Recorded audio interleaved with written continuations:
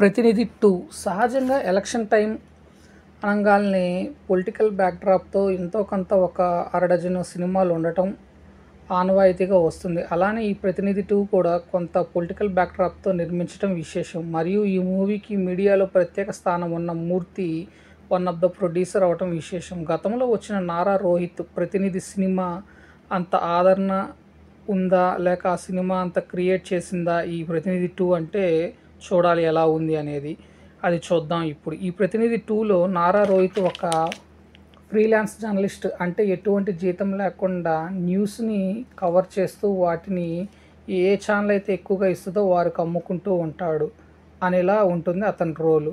అలాంటి తరుణంలో అనుకోకుండా ఒక న్యూస్ ఛానల్‌కి సీఈఓ అవుతాడు. ఆ తర్వాత ఏం జరిగిందనేది కథ. ఈ మూవీ ఎలా ఉందంటే జర్నలిజం యొక్క విలువలు, వాటి సిద్ధాంతాలు తెలియచేస్తూ ప్రత్యక్ష రాజకీయాల్లో ఏం జరుగుతుంది, ఎటువంటి వారు రాజకీయాలను శాసిస్తున్నారు వంటి కొంత హై రేంజ్‌లో చూపించాడు డైరెక్టర్. కేవలం రాజకీయ వ్యవస్థను, అందులోని లోపాలను చూపించిన డైరెక్టర్ మరి ఎందుకు జర్నలిజంలోని లోపాలు, అలానే మీడియా వ్యవస్థను ఎందుకు కొన్ని పార్టీలు కొమ్ము కాస్తున్నాయనేది చూపించకపోవటం హాస్యాస్పదం. అలానే ఫస్ట్ హాఫ్ అంతా మంచి ఇంట్రెస్ట్ సబ్జెక్ట్ తోటి రన్ చేసిన డైరెక్టర్ అలానే ఇంటర్వెల్ ముందుకు జరిగే కొన్ని సన్నివేశాలు సెకండ్ హాఫ్‌పై మంచి బజ్ క్రియేట్ చేస్తారు. కానీ అది ఎంతోసేపు ఉండదు సెకండ్ హాఫ్‌లో చూసేటప్పటికి.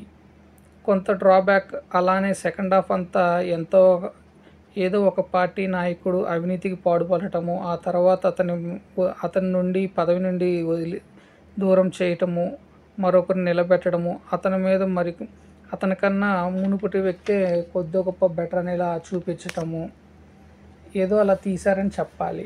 ఏదో అలా చూపించాలి కాబట్టి చూపించారనేలా ఉంటాయి. మరియు ప్రస్తుత రాజకీయాల్లో ఒక ప్రాధాన్యత పార్టీని టార్గెట్ చేసి తీసిన చిత్రంగా కూడా అనేలా ఉంటుంది.